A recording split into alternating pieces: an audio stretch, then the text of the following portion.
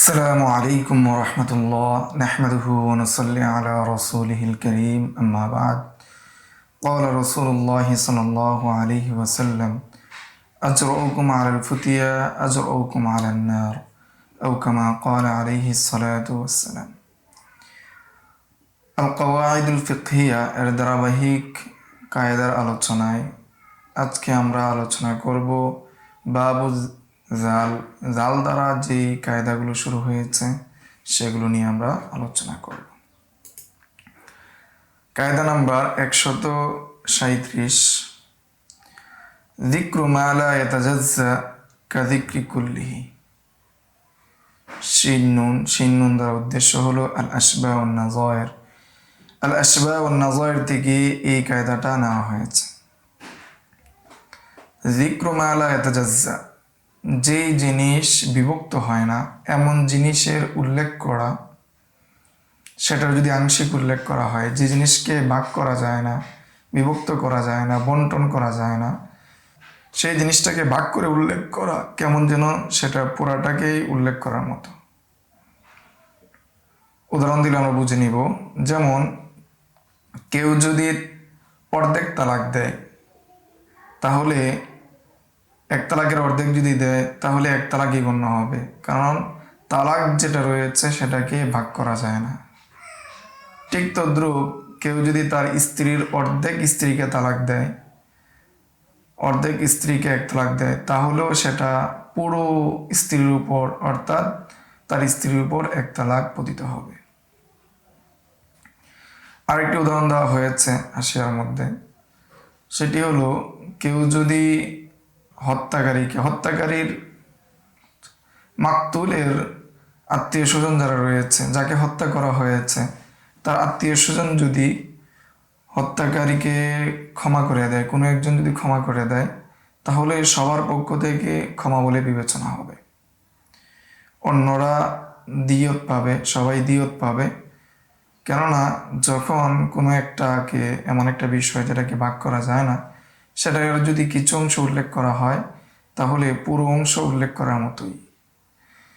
এটি এখানে উল্লেখ করা হয়েছে যিকরু মা লা ইয়াতাজাজ্জা কাযিকরি কুল্লিহি, যে জিনিস কি হয় না, ভাগ হয় না, সেই জিনিসটা পরিপূর্ণ উল্লেখ করার মতোই। তাহলে 137 নম্বরে আমরা পাচ্ছি যে জিনিস ভাগ করা যায় না সেটা যদি আংশিক উল্লেখ করা হয় তাহলে সেটার পরিপূর্ণ উল্লেখ করার মতোই হয়।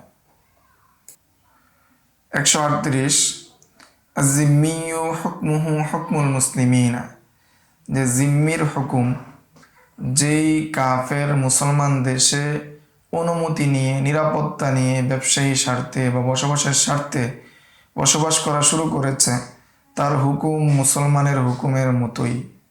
শিন নুন দ্বারা উদ্দেশ্য হলো আল আশবা ওয়ান নাযায়ের। তাহলে আয-যিম্মি হুকমুহু হুকমুল মুসলিমিন, যেখানে মুসলমানদের যে সমস্ত নিরাপত্তা, অন্যান্য যে বিষয়গুলো রয়েছে, সেগুলো যেভাবে একজন মুসলমানের থাকবে, ঠিক এই হুকুমগুলো, এই বিষয়গুলো জিম্মির জন্য থাকবে। তবে যেই সমস্ত বিষয় সম্মানের ক্ষেত্র বা সম্মানের বিষয়, সেই সমস্ত বিষয় ব্যতীত। এই জন্য কোনো জিম্মিকে সালাম দেওয়া যাবে না, সালাম দিয়ে তাকে সম্মান করা যাবে না। যেমনটা ওমর রাদিয়াল্লাহু তাআলা আনহু থেকে বর্ণিত রয়েছে যে জিম্মিকে সালামের মাধ্যমে তাজিম করা যাবে না। তবে যদি প্রয়োজন হয় তবে আসসালামু আলাইক এতটুকু বলতে পারবে, এবং তার সাথে মুসাফা করা এবং যেই সমস্ত বিষয়ের মাধ্যমে সম্মান বোঝায় সেই সমস্ত বিষয় থেকে বিরত থাকা, এগুলো করা মাকরুহ হবে। মুসাফা করা, সম্মান করা, এগুলো করা কি হবে? মাকরুহ হবে। এবং তাকে কোনো ইবাদতের নির্দেশও দেওয়া হবে না, এবং সে যদি ইবাদত করে সেই ইবাদত আদায়ও হবে না। এটাই 138 নম্বর কায়দায় বলা হয়েছে আয-যিম্মিয়্যু হুকমুহু হুকমুল মুসলিমিনা, যে জিম্মির হুকুম হলো মুসলমানের হুকুমের ন্যায়। শিন নুন দ্বারা উদ্দেশ্য হলো আল আশবা ওয়ান নাযায়ের।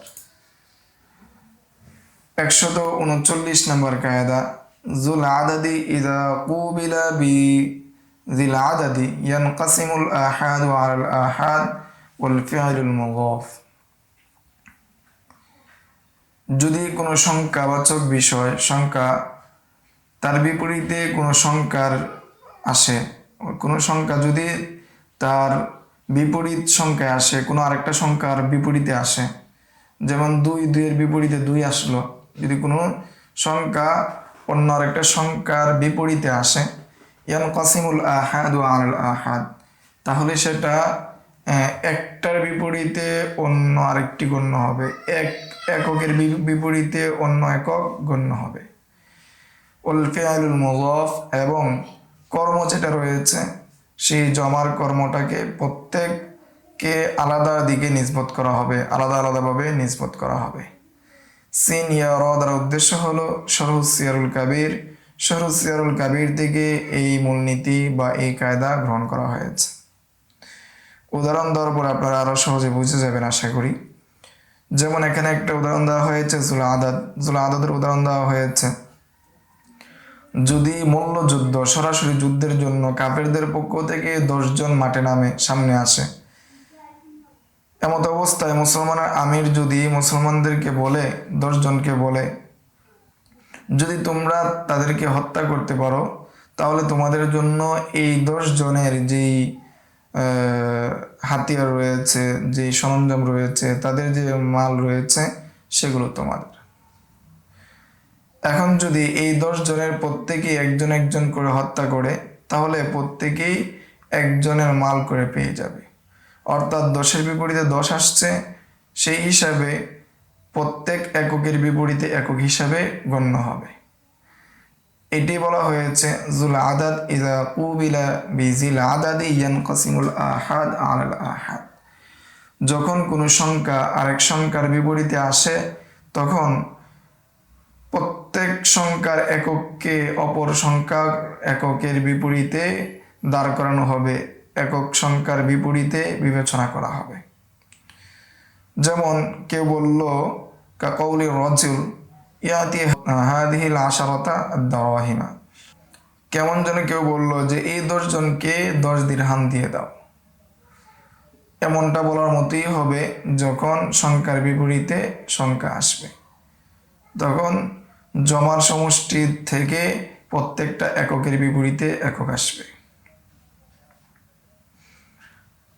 যেমন ফাগসিলু উজুহাকুম বলা হয়েছে যে তোমরা তোমাদের চেহারাকে ধৌত করো, তো এটা হবে ওয়াল ফিআলুল মুদাফ, এবং ফিল যেটা রয়েছে সেটাও এককের বিপরীতেই কি একক আসবে। উদাহরণ হিসেবে এখানে দেওয়া হয়েছে যদি কোনো জামাতের বিপরীতে জমা আসে, যেমন বলল রকিবাল কওম দাওয়াবাহুম, যে কওম তাদের বাহনে, চতুষ্পর্যন্ত যে বাহন রয়েছে সেটার উপর আরোহণ করেছে।